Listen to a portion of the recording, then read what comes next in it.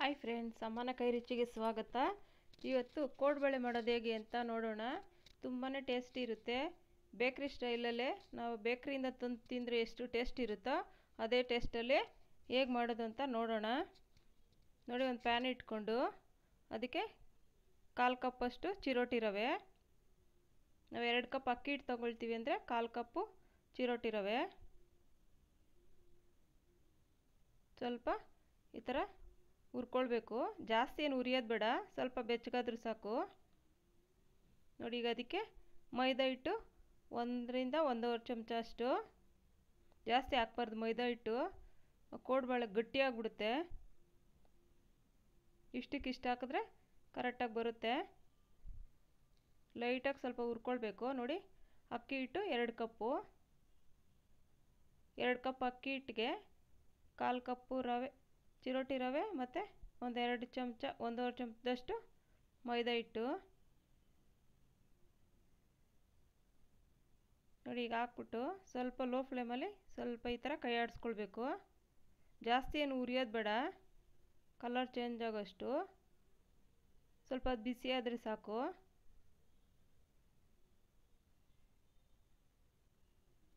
Low ಫ್ಲೇಮಲ್ಲೇ ಹುರ್ಕೊಳ್ಬೇಕು, ಇಲ್ಲಾಂದರೆ ಸೀದ್ದಂಗೆ ಆಗ್ಬಿಡುತ್ತೆ.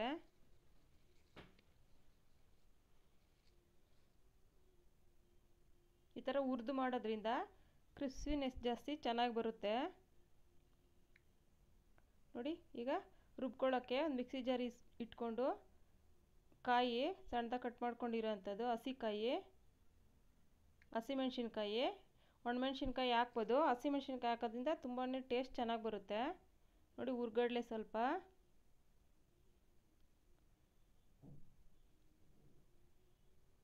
ಈಗ ಫಸ್ಟ್ ಒಂದು ಸರಿ ಪೌಡ್ರ್ ಮಾಡಿಕೊಂಡು ನೋಡಿ ನುಣ್ಣಗಾಗಿದೆ. ನೋಡಿ, ಅಕ್ಕಿ ಹಿಟ್ಟು 2 ಕಪ್ ತೊಗೊಂಡಿದ್ದೀನಿ, ಅರ್ಧ ಸ್ಪೂನಷ್ಟು ಜೀರಿಗೆ.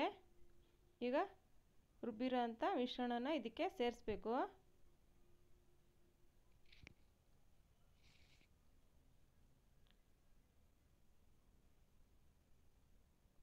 ರುಚಿಗೆ ತಕ್ಕಷ್ಟು ಉಪ್ಪು, ಸ್ವಲ್ಪ ಇಂಗು ಹಾಕೋದ್ರಿಂದ ಟೇಸ್ಟು ಚೆನ್ನಾಗಿ ಬರುತ್ತೆ. ಸ್ವಲ್ಪ ಏನಾದರೂ ನಮ್ಗೆ ತಿಂದರೆ ಏನೂ ಆಗೋಲ್ಲ, ಚೆನ್ನಾಗಿ ಜೀರ್ಣ ಆಗುತ್ತೆ. ನೋಡಿ, ಒಂದ್ಸರಿ ಎಲ್ಲ ಈ ಥರ ಮಿಕ್ಸ್ ಮಾಡಿಕೊಂಡು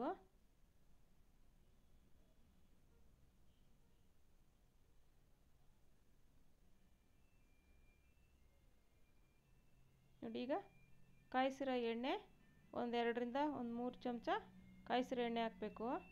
ಎಣ್ಣೆ ಸ್ವಲ್ಪ ಜಾಸ್ತಿ ಹಾಕ್ಕೊಂಡ್ರು ಏನು ತೊಂದರೆ ಇಲ್ಲ, ಚೆನ್ನಾಗಿ ಬರುತ್ತೆ. ನೋಡಿ, ಈಗ ಕೈಯಲ್ಲಿ ಕಲಸೋಣ. ತಣ್ಣಗಾಗಿದೆ, ನೋಡ್ಕೊಂಡು ಕಲಿಸ್ಬೇಕು. ಫಸ್ಟ್ ನೀರು ಹಾಕಿದ್ರೆ ತೆಳುವಾಗ್ಬಿಡುತ್ತೆ. ಒಂದು ಸ್ವಲ್ಪ ನೀರು ಕೈಗೆ ಚಿಮ್ಮಿಸ್ಕೊಂಡು ಆ ಥರ ಕಲಿಸ್ಕೊಳ್ಬೇಕು. ನಾವು ಕೊಬ್ಬರಿ ಮೆಣಸಿನ್ಕಾಯಿ ಎಲ್ಲ ರುಬ್ಬಿರ್ತೀವಲ್ಲ, ಅದರಲ್ಲಿ ಸ್ವಲ್ಪ ನೀರಿನಂಶ ಇರುತ್ತೆ, ಜಾಸ್ತಿ ತೆಳುವಾಗ್ಬಿಡುತ್ತೆ. ನೋಡಿಕೊಂಡು ನಿಧಾನಕ್ಕೆ ಕಲಿಸ್ಕೊಳ್ಬೇಕು. ನೋಡಿ, ಈ ಥರ ಸ್ವಲ್ಪನೇ ಕೈಗೆ ನೀರು ಚಿಮ್ಮಿಸ್ಕೊಂಡು ಈ ಥರ ಕಲಿಸ್ಕೊಳ್ಬೇಕು.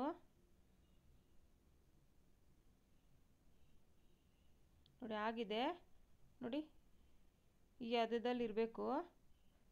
ವಿಪರೀತ ತೆಳುವು ಇರಬಾರ್ದು, ಗಟ್ಟಿನೂ ಇರಬಾರ್ದು, ಕರೆಕ್ಟಾಗಿದೆ. ನೋಡಿ, ಈ ಥರ ಸ್ವಲ್ಪ ಹಿಟ್ಟು ತಗೊಂಡು ಈ ಥರ ಮಾಡಿಕೊಂಡು ನಮ್ಗೆ ಯಾವ ಸೈಜಿಗೆ ಬೇಕೋ ಆ ಸೈಜ್ಗೆ ಕೋಡ್ಬಳೆ ಶೇಪ್ನ ಮಾಡ್ಕೊಳ್ಬೇಕು.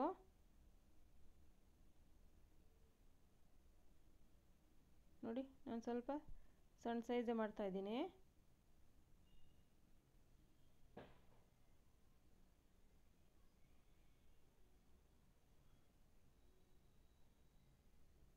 ಏನು ಒಡ್ಕೊಳ್ಳಲ್ಲ, ಏನೂ ಇಲ್ಲ, ಕರೆಕ್ಟಾಗಿ ಹದವಾಗಿ ನಾವು ಕಲಿಸ್ಕೊಂಡ್ರೆ ನೀಟಾಗಿ ಬರುತ್ತೆ. ನಾವು ಅಂಗಡಿಯಿಂದ ತಂದರೆ ಯಾವ ಥರ ಇರುತ್ತೋ ಅದೇ ಟೇಸ್ಟಲ್ಲಿ ತುಂಬಾ ಚೆನ್ನಾಗಿ ಬಂದಿದೆ. ನೋಡಿ, ಎಲ್ಲ ಒಂದೇ ಸರಿ ಈ ಥರ ಮಾಡಿ ಇಟ್ಕೊಂಡು ಆಮೇಲೆ ಎಣ್ಣೆಯಲ್ಲಿ ಕರ್ಕೊಳ್ಬೇಕು.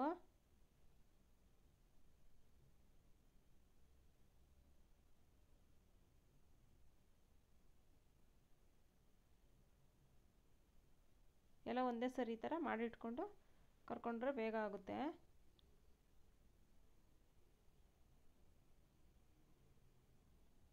ನೋಡಿ, ಈಗ ಸ್ಟವ್ ಮೇಲೆ ಒಂದು ಬಾಣಲೆ ಇಟ್ಕೊಂಡು ಅದಕ್ಕೆ ಸ್ವಲ್ಪ ಎಣ್ಣೆ ಹಾಕ್ಕೊಳ್ಬೇಕು.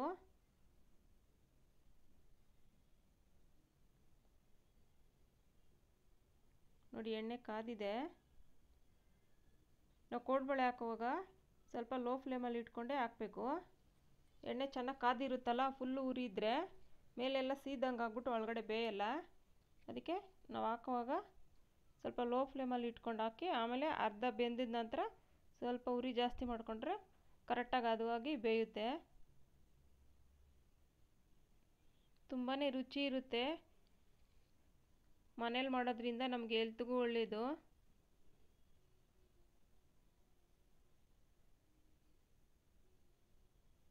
ನೋಡಿ, ಸ್ವಲ್ಪ ಲೋ ಫ್ಲೇಮಲ್ಲೇ ಬೇಯಿಸಿದ್ರೆ ಚೆನ್ನಾಗಿ ಹದವಾಗಿ ಬೇಯುತ್ತೆ.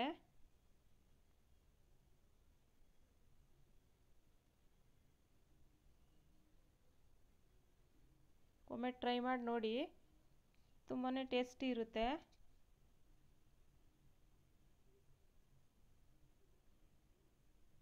ನೋಡಿ, ಈ ಕಲರ್ ಇನ್ನೊಂಚೂರು ಆಗಬೇಕು.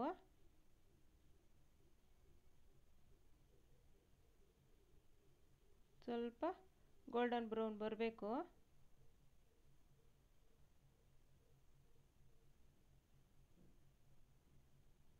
ಕಲರ್ ಚೇಂಜ್ ಆದಾಗೆ ಕರೆಕ್ಟಾಗಿ ಆಗಿರುತ್ತೆ. ಸ್ವಲ್ಪ ವೈಟ್ ಇದ್ರೂ ಬೆಂದಿರಲ್ಲ ಒಳಗಡೆ, ಟೇಸ್ಟು ಚೆನ್ನಾಗಿ ಬರಲ್ಲ ಆಗ.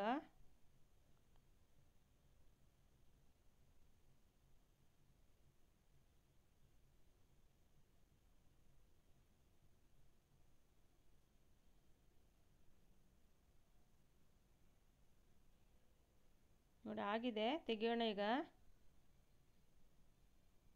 ನೋಡಿ, ಈ ಕಲರ್ ಬರಬೇಕು.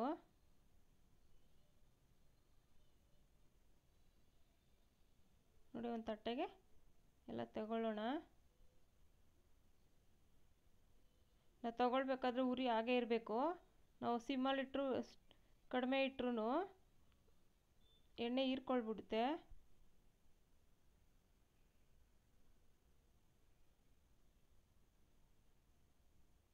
ನೋಡಿ, ತುಂಬ ಚೆನ್ನಾಗಾಗಿದೆ. ಒಂದ್ಸರಿ ಟ್ರೈ ಮಾಡಿ ನೋಡಿ.